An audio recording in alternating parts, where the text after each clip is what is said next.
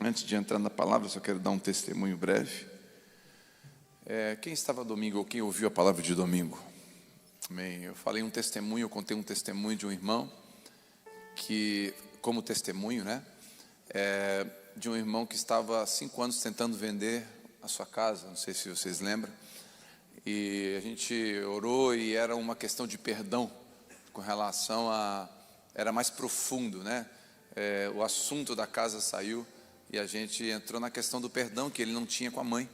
Ele não fala, estava muito, ele falou que tinha ódio da mãe, uma coisa difícil de ouvir de um filho, E aí, resumindo, a gente orou, ele perdoou, a gente orou junto, ele liberou no seu coração perdão, E no outro dia, 8 da manhã, a casa vendeu. 5 anos tentando vender a casa. E aí tinha um irmão aqui, que não sei, algum detalhe aqui eu posso contar diferente, tá? Mas um irmão que congrega aqui com a gente, estava no culto, ele ouviu o testemunho, não sei se foi presencial ou online, mas ele estava no culto e a situação era o seguinte, ele está vindo morar aqui, aqui em Criciúma, está vindo, não sei se de São Paulo ou do Rio Grande do Sul, mas ele está vindo morar aqui, e ele, ouvindo a mensagem, ele lembrou que estava há 5 anos sem falar com seu sogro, e não é se falar porque não se viu, não, 5 anos ferido, 5 anos machucado, sem contato com seu sogro. Não sei a razão desse tempo todo, Não, o testemunho não sabia a razão. Mas ele ouviu a mensagem e entendeu que antes de vir para Criciúma ele precisava resolver isso. E ele ligou, foi lá na casa do sogro, ficaram por horas conversando, o sogro também pediu perdão. O sogro trabalha com mudança, o sogro ofereceu o caminhão para buscar a mudança agora da filha e do genro. Se acertaram tanto que o sogro até ofertou a mudança, já, se acertaram. Isso na segunda-feira, e ele falou assim, olha, isso no domingo, na segunda-feira, e ele falou para a esposa, agora só para fechar mesmo com chave de ouro, só que falta amanhã de manhã de vender a casa, Porque ele estava para vender a casa para vir para cá. No outro dia de manhã não vendeu a casa. Irmão, até o irmão, não sou de arrepiar, irmão, mas no outro dia ele vendeu a casa. Então o caminho do perdão é um caminho de bênção, o caminho da reconciliação é um caminho de cura. Então é muito importante a gente ser humilde, porque ele teve que ser humilde para ir lá consertar. Consertar não é bom, irmão. Pedir perdão, se humilhar, dizer foi mal, é difícil para nós. Bom, para alguns é mais fácil, mas por natureza é difícil. Então, quero deixar esse testemunho aqui de que vale a pena, Vale a pena você obedecer. O caminho da obediência é um caminho que tem cura esperando, tem bênçãos esperando, amém? Em nome de Jesus. Eu quero ler com você um texto, o tema da mensagem hoje é de volta à origem, e eu quero falar um pouquinho sobre isso, algo que Deus ministrou no meu coração. Gênesis capítulo 2, por favor, se você tiver dificuldade de achar Gênesis, nós vamos orar com você, com imposição de mãos. Vamos lá, primeiro livro das Escrituras, vamos lá. Gênesis capítulo 2, versículo 15, olha o que diz. Assim Deus, o Senhor, tomou o homem e o colocou no jardim do Éden para zelar por ele e nele fazer suas plantações, ou algumas versões diz, para cultivar e guardar, ok? Versículo 16, e o Senhor deu a seguinte ordem ao homem, comerás livremente o fruto de qualquer espécie de árvore que está no jardim, contudo, não comerás da árvore do conhecimento do bem e do mal, porque no dia que dela comer, com toda certeza morrerás. Então declarou o Senhor, não é bom que o homem viva só, farei para ele alguém que o ajude e lhe corresponda. Sendo assim, o Senhor modelou do solo todos os animais selvagens e todas as aves do céu, e em seguida as trouxe à presença do homem para ver como este o chamaria. E o nome que o homem desse a cada ser vivo, esse precisamente seria o seu nome.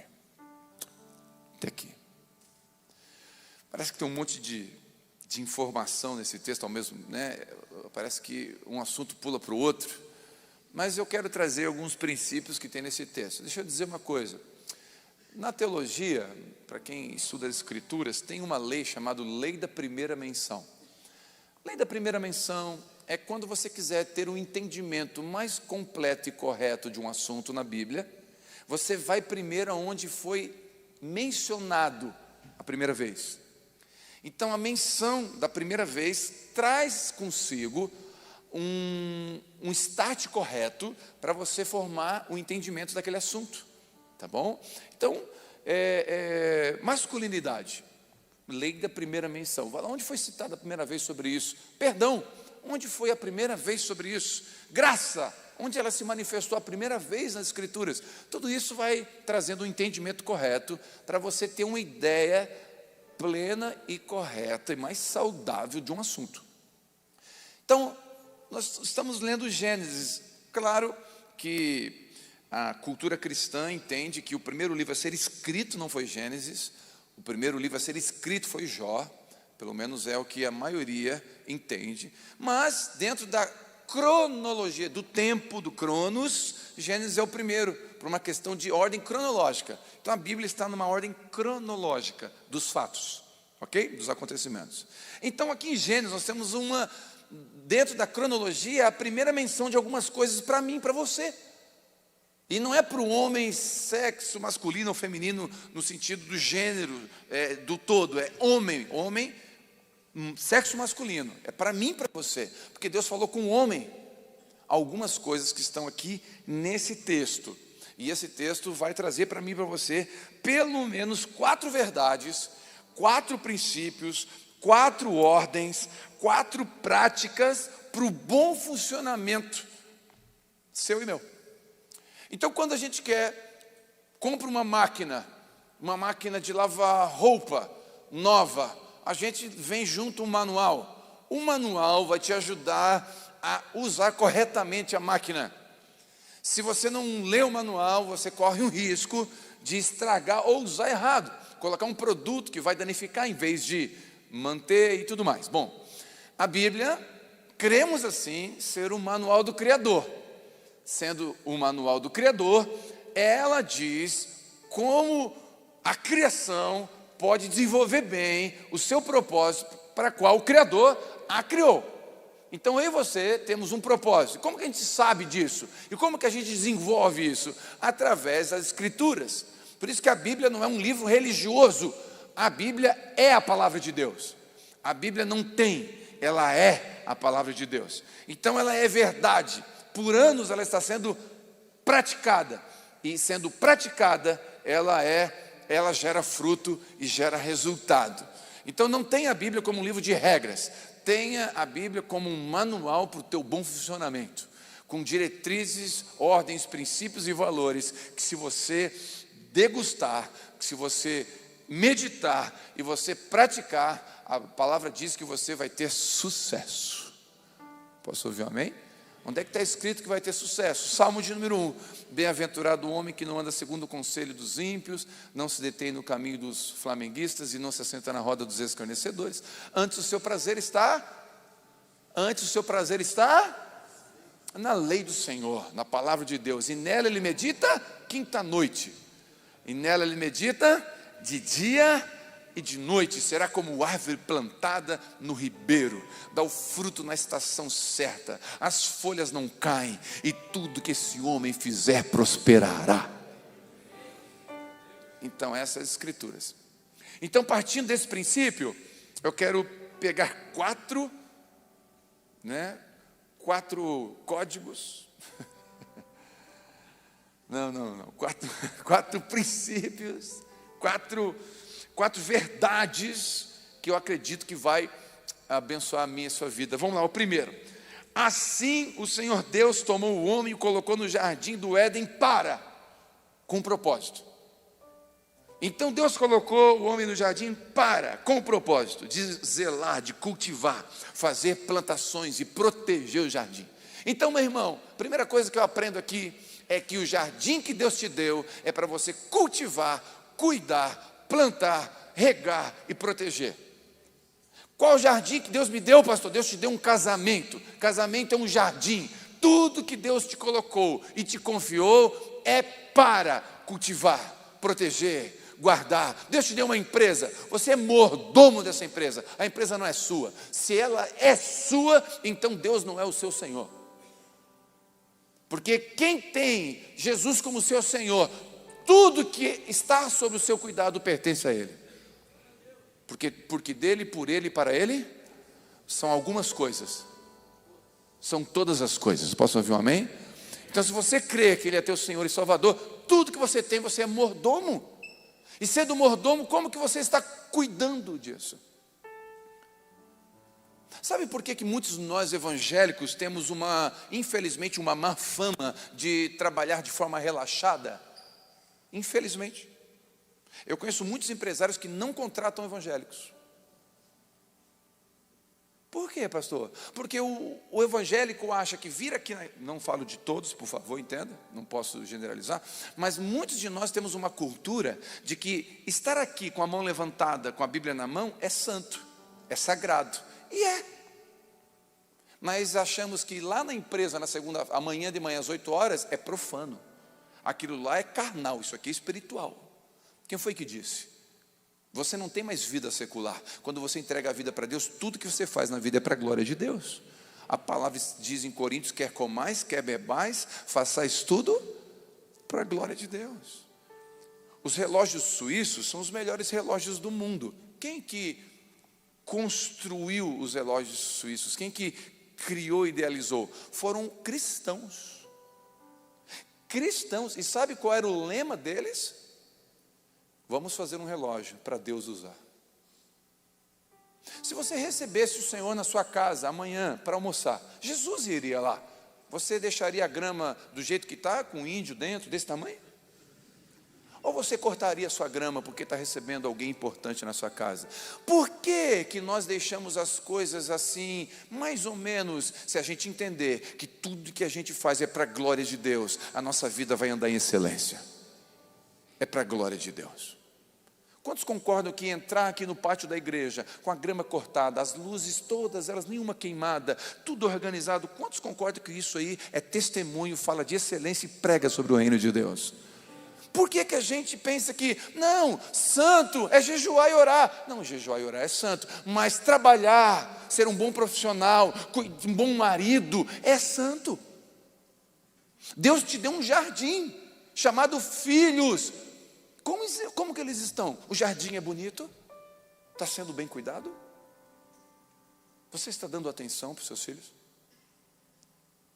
Você está afirmando a identidade, a masculinidade do seu filho homem e a feminilidade da sua filha mulher?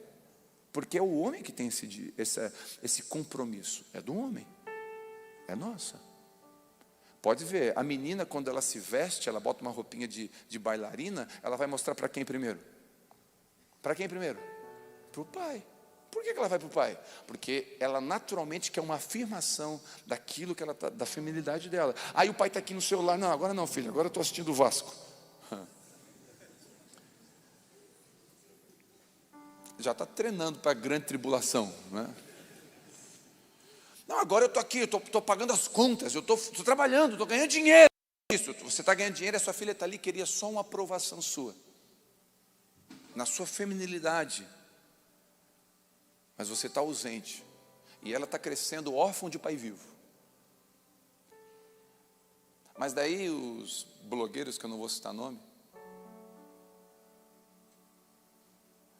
e alguns professores, e pessoas, influenciadores, vão olhar para ela, e vou dizer, nada a ver isso aí, nem combina contigo.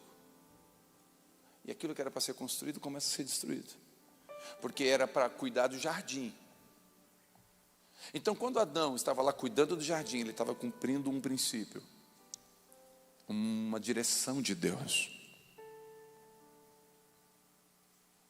Imagine se amanhã, todos nós aqui, vamos ser utópicos agora, vamos andar em utopia, porque é impossível. Mas vamos lá, vamos sonhar. Imagine se todos nós aqui, todos nós, saíssemos daqui hoje decididos a ser o melhor e excelente em tudo que a gente for fazer. Tem gente aqui que amanhã vai lavar o carro, porque está nascendo até feijão. Tem feijão brotando no porta-mala. Tem resto de cachorro quente. Deixa eu dizer uma coisa para você, diante de Deus: o reino das trevas é sujo, bagunçado e desorganizado. O reino de Deus é limpo, organizado. Então, quando eu cuido daquilo que Deus colocou na minha mão, eu naturalmente vou prosperar. Olha que coisa linda, porque naturalmente eu vou fazer um bom trabalho, e o bom trabalho vai dar bom testemunho, o bom testemunho vai dar boa falácia, a boa falácia vai dar referência, a referência vai dar contratos, e contratos vão me dar emprego, e emprego vai me dar prosperidade. E eu prosperei. Prosperou porque aplicou o princípio correto, porque meditou na palavra. Eu conheci um irmão que tinha 38 avisos na carteira. Parava em emprego nenhum. Aí eu falei: irmão, 38? O que é isso? Não, eu sou crente. Eu falei: tá. Mas o que tem a ver os 38? Não. O patrão fala lá umas coisas que eu não gosto, eu repreendo a cara dele. Eu falo: seu endemoniado. Eu falo: tu é um demônio, tu vai para o inferno. Eu for numa festa, está lá o patrão tomando escola, eu falo: vai descer quadrado para o inferno. Está bebendo aqui, desce redondo. Eu falo mesmo. Falei: sabedoria, zero. Testemunho, zero. Não entendeu. Aí nós cristãos, nós pregamos aquilo que é orto, aquilo que é reto. Nós pregamos isso, acreditamos nisso. Mas nós estamos 10 da manhã, não é horário de intervalo, é hora de trabalho, nós estamos no WhatsApp ou no Instagram, roubando o nosso chefe. Nós estamos roubando o nosso chefe, porque nós estamos sendo pagos àquela hora para estar trabalhando. Quantos entendem o que eu estou falando? Quem concorda comigo? Pelo menos alguém diz amém? Parece que eu estou me sentindo sozinho, gente.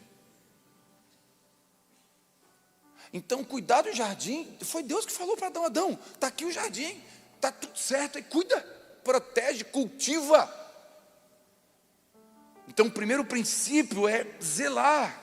Nós somos zeladores, manutenção, atenção, zeladores, mordomos, fazer plantações, cultivar. Nós somos chamados a desenvolver a nossa esposa, nossos filhos, nossos amigos. O que é cultivar? É ter cultivo, é continuidade, é perseverança. Não tem como cultivar sem perseverança. O lavrador acorda de manhã, bota a semente, lavra, não sabe se vai chover, mas ele continua fazendo o seu trabalho, porque é perseverança que faz a lavoura vir. Então, como que eu faço? Eu sou um cultivador da minha casa. Eu tenho que cultivar meus amigos. Eu sou um cultivador dos meus amigos. E para cultivar amizade, às vezes tem que ter renúncia, às vezes tem que ter investimento, às vezes tem que pegar um avião e ir lá para São Paulo para ver um amigo. Posso ouvir um amém? Porque para ter uma amizade, às vezes tem que fazer isso mesmo. Como é que se cultiva uma amizade, irmão? Se cultiva assim, às vezes investindo tempo, atenção. Um amigo de verdade é construído por anos. É difícil, irmão. Duvido aqui quem tem mais de... preenche uma mão de amigos de verdade. Colega a gente tem um monte. Irmão em Cristo são milhares. Mas amigo? Amigo que não só chora com você, mas celebra suas vitórias. Amigo que, se você morrer, é alguém que você confiaria a sua casa para cuidar. Cuidaria da sua casa se você morresse, assumiria seus filhos. Amigo de verdade. Que tiraria do bolso, perderia. Então, mas como se faz isso? Cultivo. Aí tem gente que fala assim: eu não tenho amigo, ninguém gosta de mim. Você não investe em ninguém. Ninguém me convida para ir na minha casa. Você não convida ninguém. Você é um muquirana, vai tomar um café, fica esperando o outro levantar para pagar primeiro, porque você não quer pagar. Está rindo de nervoso? Irmão, é cultivo. Vou te dar um conselho em nome de Jesus. Vai jantar, vai tomar um café com alguém, vai preparado antes, vai para pagar. Eu te abençoo com um espírito generoso, um espírito que abençoa, que não espera para ganhar, mas dá. De verdade, irmãos. De verdade. Em nome de Jesus. É gente que entendeu que ganhou um jardim.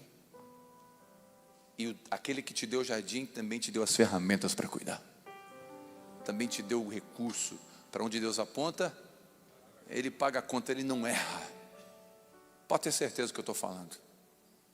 A Vivi tem um testemunho pessoal dela, que uma vez nós tínhamos uma igreja aqui numa área muito carente da cidade, e nós pastoreamos lá por 5 anos. Aí os traficantes davam tiro na hora do culto, na frente da igreja. A gente pedia para eles saírem. De vez em quando um se escondia armado da polícia. E pensa o negócio. A igreja tinha um gambá que passava 9h15 da noite. Ele passava no... Sério, que tinha uns TNT assim, ele passava dentro do TNT. Francisco, o nome dele, a gente botou no... A igreja era um... Eu lembro de uma vez que nós estávamos no culto. Eu já contei isso aqui. Estava no culto e a gente estava fazendo a virada do ano. A virada do ano a gente ia fazer num lugar. E eu falei, irmãos, vamos ter a virada do ano. Se você quiser levar a sua família, pode levar. E vai ser uma bênção. Leva lá o seu. Se um parente seu que quer ir, ele não quer ir para a loucura da noite, ele quer ir para lá passar a virada com a gente. Deixa ele ir. Aí, pastor, mas ele quer levar uma cervejinha. Deixa ele levar a cerveja. A gente não vai ter cerveja lá, mas deixa ele ir. Melhor lá do que em outro lugar. Aí levantou um bêbado. Estava no final, camisa do Flamengo. E agora, é verdade o que eu estou falando. Eu tenho testemunha. Agora eu não estou inventando. Levantou e falou, gostei dessa igreja. Pô, imagina, né? O pastor está dizendo que... Nós estávamos lá e tinha uma moradora de rua que morava na frente da igreja. Viciada em crack. Grávida. E estava de 8 meses mais ou menos. Ela já havia dado à luz a 8 crianças. E todas elas não estavam com ela, porque o conselho tirava, e tinha que tirar, porque ela não tinha condição de cuidar. E era o 9º filho. E nós, a gente orou em casa e a gente falou, amor, não dá para deixar ela ali. Vamos levar para casa. E a gente convidou, ela foi lá para casa. A Vivi ensinou ela a tomar banho. A Vivi deu um banho nela com escovão. Ela morou com a gente. Até eu passei vergonha uma vez porque sumiu um boné lá em casa. Eu tinha um boné e sumiu o boné. E na hora, né? Pronto. Ela levou o boné. E ela era uma faxineira assim, ela limpava a casa, a gente não pedia para ela fazer nada. Ela limpava a casa, é uma pessoa maravilhosa. Aí um dia ela levou o boné. Aí um dia, revirando as minhas coisas, achei o boné. Eu que tinha guardado no outro lugar. Eu julgando ela. Passou uns meses lá, morou com a gente 6 meses. Depois, um dia ela foi sair para levar o filhinho, que ela ganhou o filhinho com a gente. Ela foi levar o filhinho, fazer um exame e não voltou. Foi para uma boca de fumo. Só que essa menina, antes de ela ir para casa, a Vivi deu um brinco que ela tinha. E Deus falou para dar o teu brinco para ela. É um brinco que a Vivi gostava muito. E a Vivi chegou, e ela chegou para a Vivi e falou, gostei do teu brinco, bonito. E Deus disse, dá para ela. E a Vivi, Senhor, ela vai cheirar o meu brinco. Ela vai consumir o meu brinco. Dá para ela. A Vivi tirou o brinco na hora, deu para ela.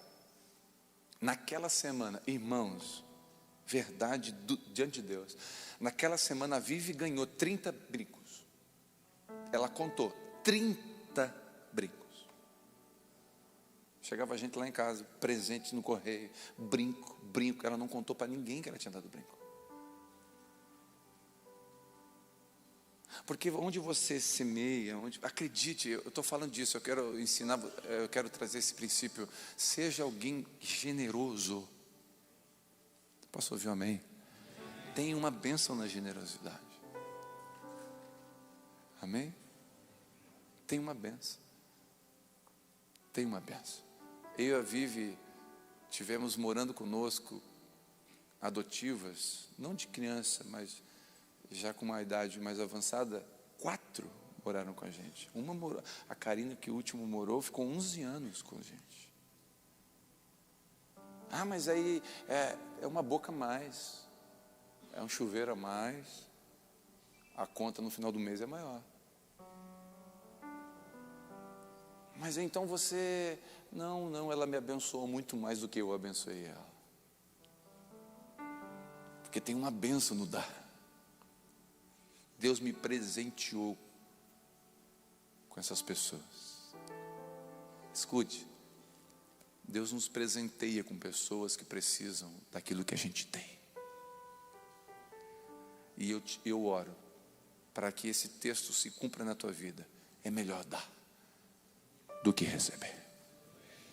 Eu oro para que você não precise receber, mas que você tenha muito para dar, muito para abençoar. O princípio do cultivo, o princípio do cuidado daquilo que Deus colocou na sua mão, é o primeiro princípio que está no texto. Como estão as pessoas perto de nós? Elas estão florescendo ou estão morrendo? Como estão as pessoas perto da gente? Vamos lá. Segundo, tem um segundo princípio aqui. Lindo esse princípio. Olha que interessante. E o Senhor deu a seguinte ordem ao homem: comerás livremente do fruto de qualquer espécie de árvore do jardim, contudo não comerás da árvore do conhecimento do mal. Irmão, só entre nós. Deus, por quê? Só entre nós. Tem 1000 árvores com fruta. Para quê? Para que dizer dessa árvore não? Gente, só tem 1000 árvores. Qual a razão de dizer para não comer uma árvore, gente? De uma árvore? Qual é o sentido de... Deus não quer um relacionamento por medo ou por obrigação, mas por obediência voluntária. Sabe o que Deus estava dizendo para o homem? De forma intrínseca. Você é livre. Tudo isso eu te dou. Mas eu só quero que tu entenda algo aqui. Eu não quero que tu bote a mão aqui. É Deus dizendo: eu quero só saber se o teu coração entendeu voluntariamente e você pode me obedecer. É só isso. Deus não quer andar por regulamento, Deus quer andar por relacionamento. Porque Deus poderia simplesmente arrancar aquela árvore. Pronto, está resolvido o pecado. Não, ele não vai comer. Ou melhor, levanta o muro, 30 metros de altura. Adão não tinha escada, não tinha drone, não dava para subir. Ele não ia, pronto, estava resolvido o problema. Só que muitas vezes, assim como nós queremos ver dos nossos filhos uma obediência voluntária, não obrigatória. Deus também quer da gente. É muito fácil, irmãos, eu dizer para você e eu botar um guarda do seu lado o tempo todo. Não, o Espírito Santo habita em você e Ele está levando você a um lugar de relacionamento, não de regulamento. É fácil gerar regulamento. Esse é o tamanho da saia, esse é o tamanho da regata. Porque a gente fala muito da roupa das mulheres, mas, irmão, Deus o livre, né? Só entre nós aí. Tem uns irmãos que botam umas calças a vácuo, que divide a alma e o espírito. Não, só a graça. Pode ser elegante, mas está tudo certo. Os caras botam umas regatas. Fica assim, então, irmão. Fica mais pá. Então, só entre nós aqui. Deixa eu abrir um parênteses doutrinário. 3 ênsias para o homem e para as mulheres. 3 ênsias, importante. Para você ter decência, você precisa de 3 ênsias. O primeiro, cuidado com a aderência. A vácuo. Segundo, cuidado com a ausência. e cuidado com a transparência.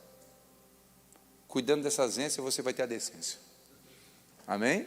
Porque é muito fácil, dá a medida aqui da bermuda, dá a medida aqui da regata, dá a medida da saia, dá a medida. É fácil botar regulamento. Deus está dizendo que, ó, a árvore tem acesso, é só pegar a fruta, está ali, mas eu estou te pedindo. Não põe a mão ali. Então sabe o que eu aprendo aqui? Um princípio lindo, maravilhoso: obediência voluntária. No exército a gente chama de disciplina consciente. Não precisa ninguém estar perto de mim.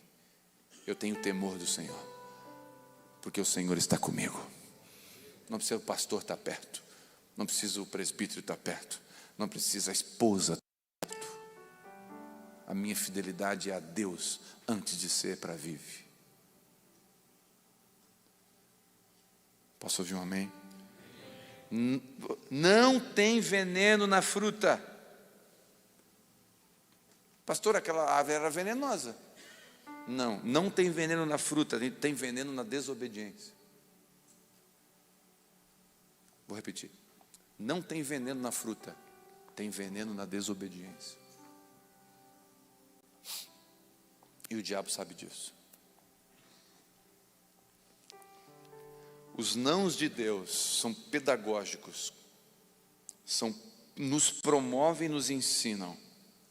É interessante que Deus chegou para Moisés e falou: Moisés, vai sair água dessa pedra aqui. Sim, senhor, como é que faz? Bate com a vara. Aí ele, pá, água mineral. No deserto. Meu Deus, que festa. Aí faltou água de novo. Aí tinha outra pedra. Aí Deus falou: Moisés, aqui tu não bate com a pedra não, aqui tu só fala com ela que ela vai brotar água. Aí ele falou, demorou um pouquinho, e pá! Ué, deixa eu fazer uma pergunta. Para que mudar a técnica? Deus podia dizer: bateu lá, bate aqui de novo. Por que Deus fala agora tu não vai bater? Porque Deus quer a nossa obediência. Ele pode fazer do jeito que Ele quer. Nós temos que confiar que é a melhor forma. A água vai vir. Então a fonte da água nunca foi a pedra. A fonte da água sempre foi Ele. A fonte da bênção nunca foi a técnica. Sempre foi Ele. A fonte da bênção nunca foi o conhecimento. Sempre foi Ele. A fonte da tua prosperidade nunca foi a tua expertise e nem a tua desenvoltura. Sempre foi Ele. Então, batendo ou falando, qual mais importante? É o que Ele disse. Faz o que Ele mandou. Os nãos de Deus são protetivos, nos livram da morte. Primeiro, então, cultivo, cuidado que Deus nos deu. Segundo princípio nesse texto, a obediência. Terceiro princípio, olha que lindo. Então declarou o Senhor: não é bom que o homem viva só. Então, o terceiro princípio, que o Douglas Gonçalves foi muito feliz aqui numa ministração, que não é eu, é nós, né, uma ministração que ele falou sobre isso. Então, o terceiro princípio desse texto esse aqui é a primeira menção negativa das Escrituras. Então é a primeira vez que as Escrituras mencionam algo que não é bom.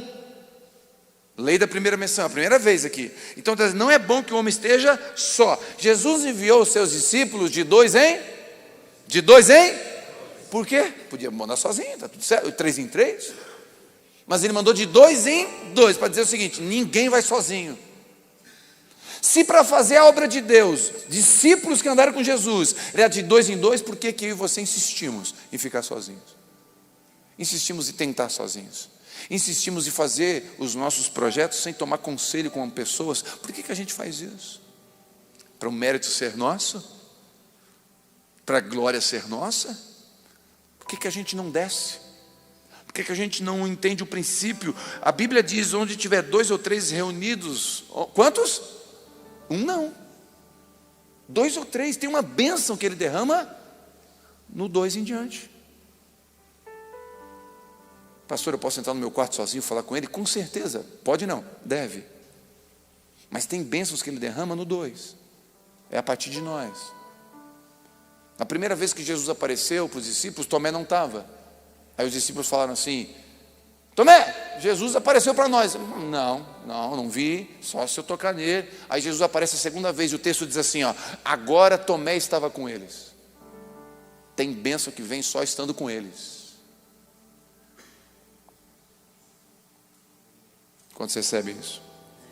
Andar sozinho incorre contra a sabedoria. Onde é que está escrito? Provérbios 18:1, olha que lindo. O solitário busca o seu próprio interesse e rebela-se contra a verdadeira sabedoria. Vou ler de novo. O solitário busca o seu próprio interesse e rebela-se contra a verdadeira sabedoria. Eclesiastes 4:8. Olha que texto forte. Havia um homem solitário. Havia um homem solitário. Ele não tinha filho, irmão, nem parentes. Dedicava sua vida exclusivamente para o trabalho. No entanto, seus olhos não se satisfaziam com as riquezas que acumulava. E ele nem pensava em se questionar: para que estou trabalhando tanto afinal? Por que não desfruto um pouco do que já tenho? Ora, isso é insensato, uma ilusão, um trabalho ingrato. Olha que interessante, ele não tinha filho, ele não tinha irmão, parente, ele não tinha amigo, ele não tinha. O que a Bíblia está dizendo? Que só faz sentido termos de riqueza se tiver gente. Senão não faz sentido. Ele está dizendo que você pode ter, mas dá sentido nas coisas quando tem pessoas perto da gente. Aí dá sentido em ter riqueza, dá sentido em ter coisas, bens e tudo mais. Senão não faz sentido. Então, terceiro princípio é: não ande sozinho. Irmãos, escute. É recorrente o que eu vou dizer. Vários homens me procuram com o seguinte questionamento: pastor, meu casamento acabou. Quando eu falo vários, eu não exagero. Dezenas me procuram dizendo isso. E a primeira pergunta que eu faço, sabe qual é? Qual grupo de convívio você está indo? E 99% desses que vêm com essas guerras, 99 eu acho que eu forcei, 98, não vão em grupo nenhum. Anda sozinho. Acha que consegue sozinho. Acha que vence a tentação sozinho. Eu sou homem, eu preciso de ouvir um líder de convívio. Quem sou? Eu tenho experiência. Quem é esse menino no grupo de convívio? Esse menino do grupo de convívio é um homem de Deus, que Deus colocou ali para te abençoar. Mas não, para quê? Para que eu tenho faculdade, eu tenho pós-graduação, doutorado, mestrado? Quem é esse menino aí que estudou no Joaquim Ramos? Esse menino aí, eu tenho filho adulto, tem a idade do meu filho, a idade do seu filho. Seja humilde para ouvir, porque ele pode te ajudar a não cair nessa grota. Aí sabe o que eu falo? Meu querido, por que você não vai no grupo de convívio? Porque você não foi? Eu falei, irmão, agora você vai lá no grupo de convívio, que o pastor vai te ajudar. E eu acredito, em nome de Jesus, que ele vai te ajudar a salvar o seu casamento agora. Então, por favor, em nome de Jesus, não ande sozinho. Por favor, em nome de Jesus, não ande sozinho. Por favor, em nome de Jesus, não ande sozinho. Quarto e último princípio, eu quero te abençoar com esse princípio, que eu acho ele maravilhoso. 2,19. Sendo assim, o Senhor modelou do solo, e todos os animais selvagens vieram até a presença do homem, e ele deu um nome aos animais, e a partir daquele momento, aqueles animais ficaram com aquele nome. Olha que coisa interessante. Deus criou os animais.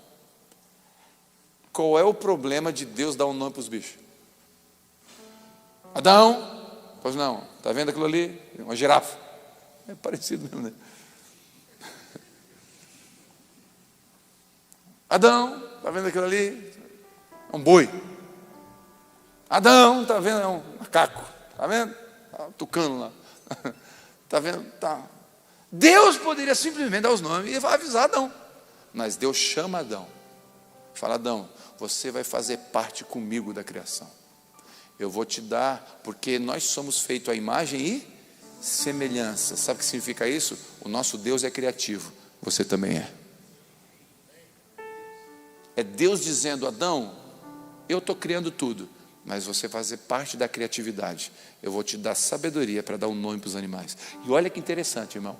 Deus falou que a girafa é girafa. A gente olha para uma girafa hoje, não parece uma girafa?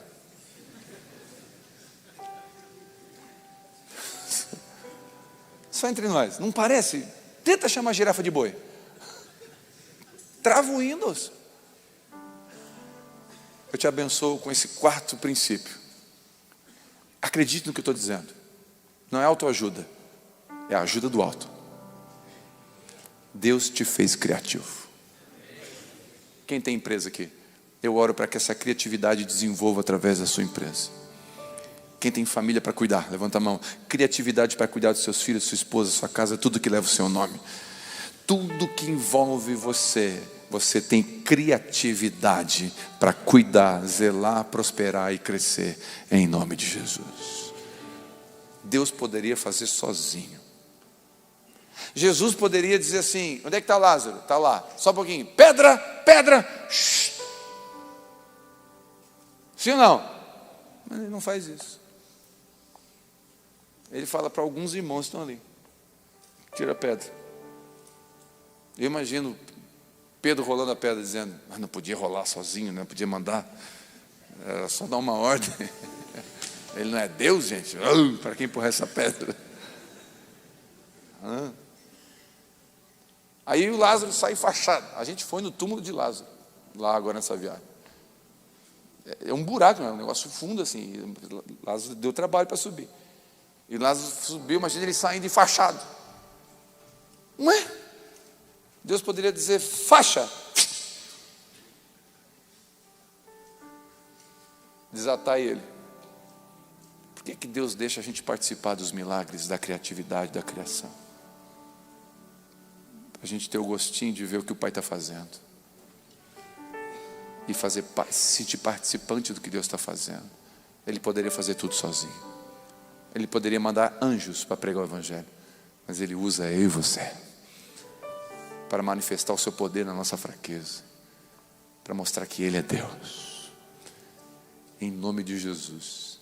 Eu acredito, de verdade que eu estou falando aqui, que se eu e você cuidar bem do jardim, zelar bem, obedecer quando Ele falar, obedecer com consciência, obedecer sabendo que Ele sabe o que é melhor. Não é para bater na pedra agora, é para falar. A gente entrar nesse lugar, a gente não andar sozinho e a gente entender que tem criatividade que Deus nos deu e perguntar para Ele como fazer, tudo que o Senhor colocar nas nossas mãos vai glorificar a Deus. Tudo que Deus colocar na nossa mão vai prosperar. E deixa eu só, quando fala prosperar, dá uma sensação ruim no meio evangélico, porque prosperar fala de dinheiro e a gente já fica assim: como assim? Culto da prosperidade? Não, escuta. A palavra prosperar no original, em Salmo de número 1, versículo 3, e em outros lugares, significa alinhamento. Prosperar está no centro do alinhamento da vontade de Deus. Tem lugar melhor do mundo? Não. O melhor lugar do mundo é no centro da vontade de Deus. E a minha oração é que eu e você não estejamos nem atrasados e nem adiantados, mas andando no time e na vontade de Deus para nós. Quem recebe essa palavra? Quem crê que é criativo como seu pai é criativo? Amém? Pode ficar de pé, vamos orar, queridos, em nome de Jesus.